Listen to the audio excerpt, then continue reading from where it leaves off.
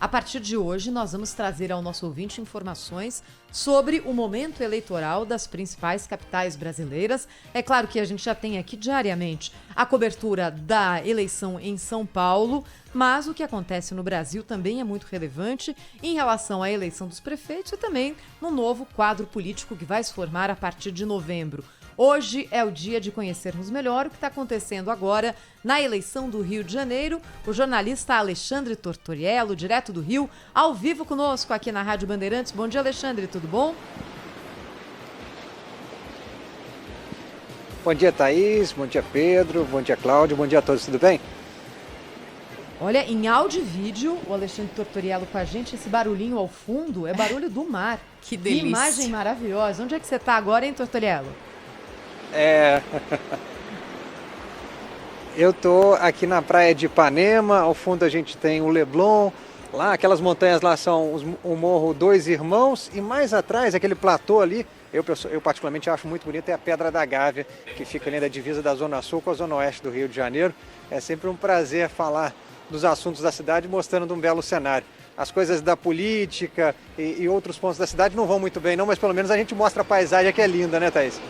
É isso aí, para quem está nos acompanhando pelo youtube.com/Rádio Bandeirantes Oficial, olhando assim, nem parece que a cidade tem tantos problemas, né, para serem enfrentados. Qual é o principal desafio aí do novo prefeito? O que está se discutindo por aí? A nossa intenção com essa série aqui, com jornalistas do Grupo Bandeirantes de todos os cantos do Brasil, é mostrar para o ouvinte da RB exatamente quais são os principais desafios dos prefeitos nas principais cidades do país. Aí no Rio de Janeiro, segue a preocupação nacional, saúde e segurança pública. O que está sendo mais debatido por aí, hein, Alexandre?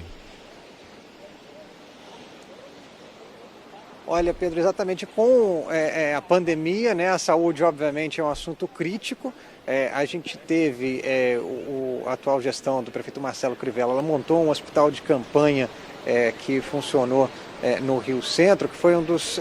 a gente teve muitos problemas com os hospitais de campanha estaduais aqui no Rio de Janeiro, né? Então ele usa essa ação para dizer que a ação da prefeitura no combate à Covid-19 foi um sucesso e tudo mais, mas a gente sabe que os números do Rio de Janeiro são muito preocupantes, né? Realmente os hospitais de campanha, e aí não só os da prefeitura, como do governo do estado, aqueles que funcionaram, e também até hospitais privados que foram feitos, montados sem custo nenhum para o poder público, eles tiveram uma participação importante ali no auge da pandemia, mas a gente ainda está com números bastante preocupantes aqui no estado.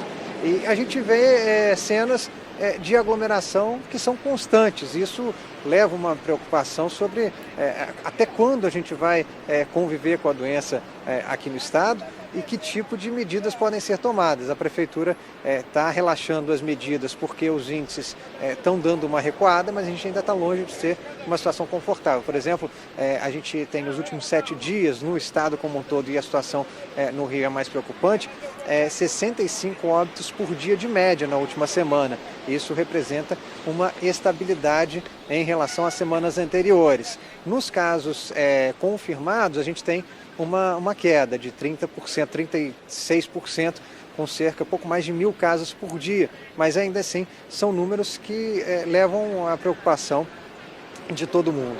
A gente também tem um problema muito sério com a segurança. Obviamente a segurança não é uma atribuição primordial da prefeitura, mas candidatos vêm aí prometendo ações que possam ajudar o governo do estado, inclusive nos últimos anos, já desde os principais candidatos, hoje eu falei do prefeito Marcelo Crivella, que é do Republicanos e tenta a reeleição, e o principal adversário dele nessa disputa é o ex-prefeito Eduardo Paes, que foi prefeito durante 8 anos, né, 2 mandatos seguidos logo antes de Crivella, e ele promete ter uma atuação bastante próxima da Guarda Municipal com a Polícia Militar e também ações de iluminação de rua, coisas que o Poder Público Municipal pode fazer para ajudar na segurança.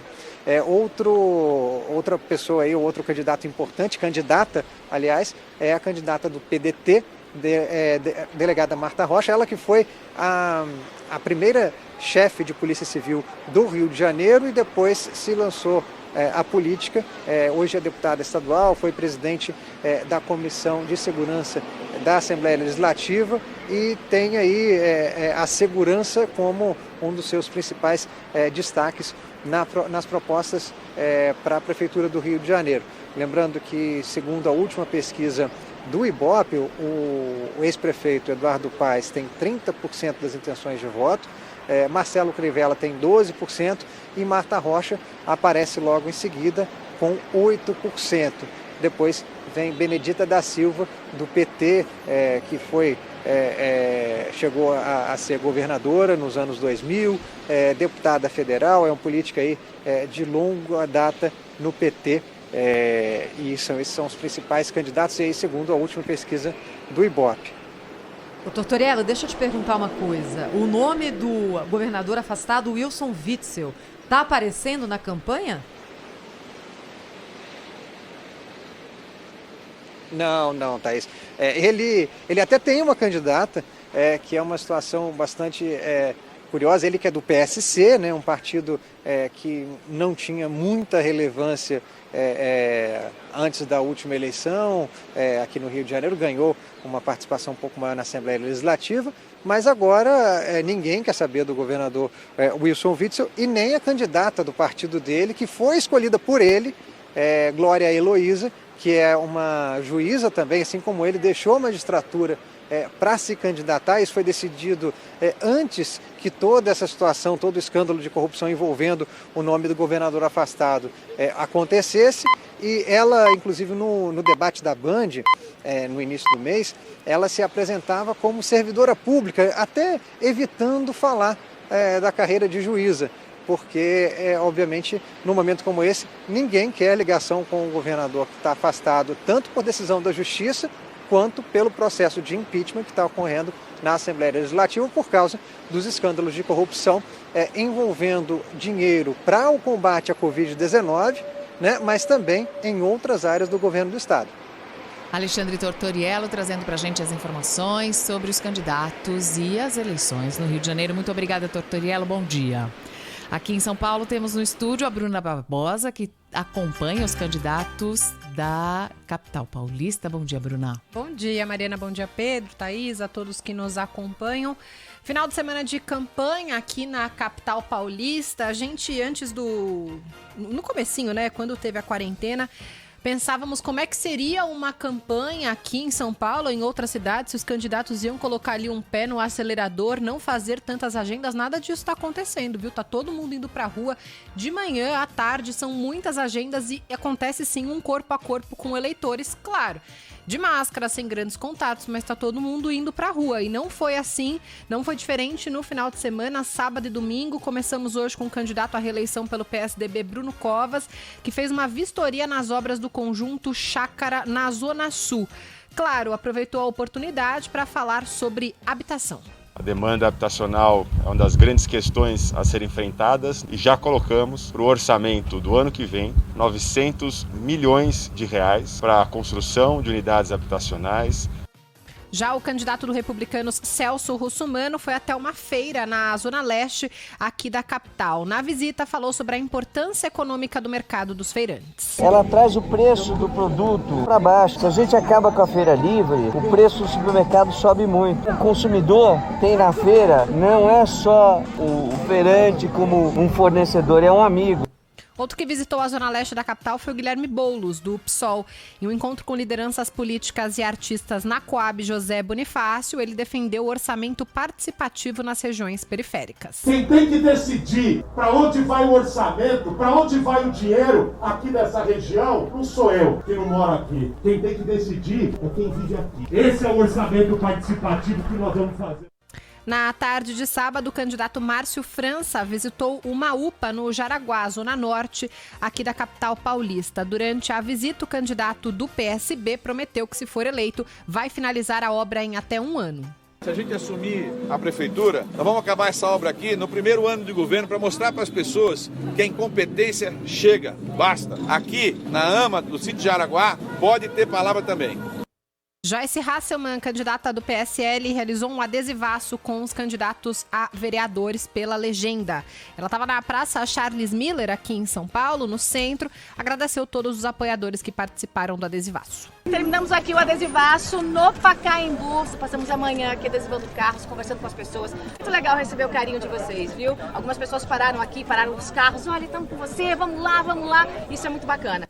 Por fim, Orlando Silva, que é o candidato do PCdoB, ele estava na Zona Sul de São Paulo, lá em Santo Amaro. Num discurso com apoiadores, falou sobre a geração de empregos nos pós-pandemia. Nossa candidatura também é para lutar por emprego. A Covid, se Deus quiser, vai aparecer uma vacina para a gente parar de perder irmãos e irmãs. Mas depois que a Covid passar, ainda vamos ter que enfrentar o desemprego. Agora, menos de um mês para as eleições municipais, 15 de novembro. Lembro a todos que o que indicam as pesquisas é que a gente deve sim ter um segundo turno aqui em São Paulo. Com esse segundo turno, tem debate na tela da Band já marcado para o dia 19 de novembro. A Band sempre, claro, saindo na frente nesse debate. Tudo feito com muito cuidado nesse período de coronavírus. O segundo turno marcado para 29 de novembro em todo o país. Thaís, Mariana, Pedro. Tá sendo uma campanha muito diferente, né? A gente não vê as pessoas discutindo os problemas da cidade de São Paulo, talvez por conta da pandemia do coronavírus, a gente não tem grandes atos das campanhas, há até alguma aglomeração ou outra, não acho que é motivo de culparmos os candidatos, eles estão divulgando as agendas, não há um chamamento, né, para multidões, mas isso acontece em campanha eleitoral. A gente já falava sobre esse problema aqui, que teríamos esse ano. Então é uma campanha que está passando meio ao largo, assim, né? A gente tem discussão sobre coronavírus, tivemos o debate da Band, que foi fundamental e importante, uma das poucas oportunidades em que o eleitor vai ter ali o confronto direto entre os candidatos, né? Eles frente a frente, as outras emissoras resolveram não seguir nesse modelo, desistiram aí de promover esses encontros. Então é uma campanha muito diferente da que nós estamos vendo. Nós estamos hoje no dia de 19 de outubro. 19 de outubro. Falta menos de um mês para a campanha. São muitos candidatos também, né? Nessa eleição são muitos candidatos, mas nas outras e não tem também nenhum eram, grande Mari. nome. Nas outras também eram. Ô Pedro, mas você acha que em outras eleições houve um debate melhor do que nessa? Tenho dúvidas, viu? Pelo menos... O que a gente tinha, pelo menos, era mais movimento, mais debate mesmo. Mas Debate promovido pelos candidatos, não o que a Band faz, que é dos únicos que coloca ali... A palavra debate, a gente entendeu a semântica exatamente. aqui. Mas assim, Thaís, pelo menos eles estavam impulsionados, né, a falar alguma coisa, um criticava a proposta do outro. A gente mais ou menos não sabe, né, o que os candidatos têm para apresentar. Eu estou dizendo a gente, né, o cidadão médio aqui de São Paulo, né, tirando a média, né, da população. Eu acho que daqui para frente vai ser assim, porque os candidatos são candidatos novos e eles entraram muito nessa nova forma de se comunicar pelas redes sociais. Você vê, a Joyce falou, muito obrigado, estou fazendo um adesivaço, muito obrigado por quem veio e me demonstrou carinho. Mas aí, E Mariana, isso não... candidatos já bem. perceberam que rede social reforça a convicção daqueles já convertidos. Agora, você convencer alguém por rede social é difícil, hein? Eu também acho bem difícil e sem proposta ainda é muito complicado. Se você parar para pensar sobre o que cada um... Como é que o Bolsonaro foi eleito? Não foi sem proposta? Não, o Bolsonaro tinha uma legião não teve ali debate também. de seguidores, teve até a facada teve, né? Depois da facada teve um componente aí que, claro, né, deve ser observado. Eu acho assim, não é Você prioridade. Sabia muito bem o que o Bolsonaro tinha como prioridade. Eu sei, mas é que é o seguinte, não é uso não... de arma, ele defendia uma lei penal mais rígida. Uma pauta mas ele conservadora fazia nos isso pela... pauta Mas ele conservadora. fazia isso pelas redes sociais dele. Então, mas os outros nem isso estão fazendo. Nem isso estão fazendo, né? Você não vê um debate. O Russomano, vou lembrar aqui, quando foi candidato da outra oportunidade, para não falar dessa eleição, trouxe uma proposta do bilhete único. Foi uma proposta que foi amplamente debatida, acharam um problema lá, um problema aqui e tal. Virou o assunto do momento. Até agora a gente não teve isso nessa campanha, né? A gente tem aí ataques, fulano que não tomou as medidas que devia tomar, eu sou contra abrir escola. É tudo assim, né? No campo da superficialidade. Ninguém aprofunda o assunto. E é tudo sobre temas que muitas vezes nem são municipais. Exatamente. É tudo sobre temas que são de outras esferas. É isso aí. Tudo ou sobre ideologia, dia ou sobre comportamento. Não tem ninguém dizendo como vai fazer isso ou aquilo para a cidade. Essa coisa da zeladoria, que é a preocupação e a função, talvez, principal do prefeito de uma cidade como São Paulo. Agora, é a maior cidade da América Latina.